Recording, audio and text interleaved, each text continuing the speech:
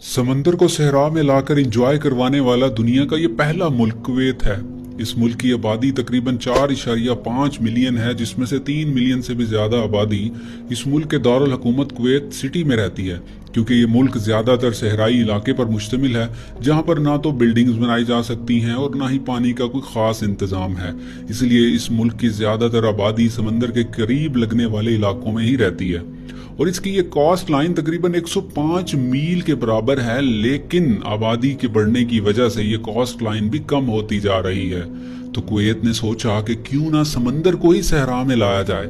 इस मकसद के लिए इन्होंने अल खैरान इलाके में सबा अल अहमद सी सिटी के नाम से एक अजीम शान प्रोजेक्ट लॉन्च किया, जिसमें समंदर के पानी को मुख्तलिफ चैनल्स की मदद से सहरा में इस अंदाज से लाया जाएगा कि फिर इसके करीब लगने वाली जगहों में एक ऐसी लग्जरी बिल्डिंग्स और कमर्शियल इलाके और प्राइवेट बीचेस बनाए जाएंगे कि लोग इन बीचेस और प्राइवेट विलास को खरीद कर अपनी बेहतरीन लग्जरी लाइफ समंदर के किनारे गुजार सकते हैं।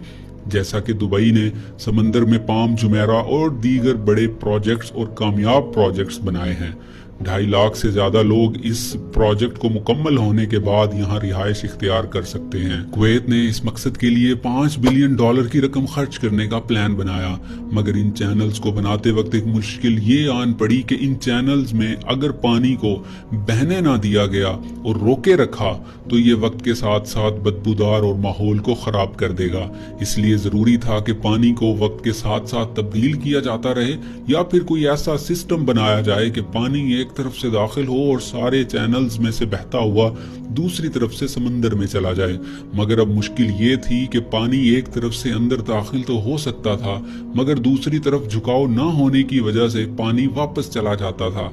तो पानी को वापस जाने से रोकने के लिए काफी सोचो विचार के बाद एक टेक्निक आजमाई गई कि थोड़े थोड़े वक्फे के बाद डोर्स यानी कि दरवाजे कुछ इस अंदाज से इंस्टॉल किए गए कि जब पानी बहता हुआ आता था तो दरवाजा पानी के बहाव की वजह से खुल तो जाता था, मगर जो पानी वापस आने लगता तो उसके लिए दरवाजा ना खुलता था। इस तरह से पानी का दबाव इससे अगले दरवाजे पर शिफ्ट हो जाता था, जिससे वो खुल जाता और फिर पानी को आगे बहाकर अगले दरवाजे तक पहुंचाता।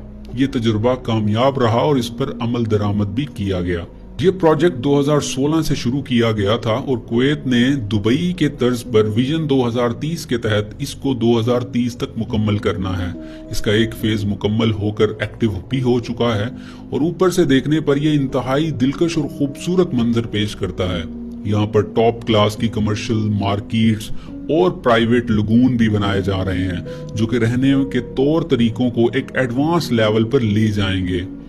आप अपने प्राइवेट बीच पर बैठकर सहरा में समंदर और उसके पानी से लुत्फ अंदोज हो सकते हैं।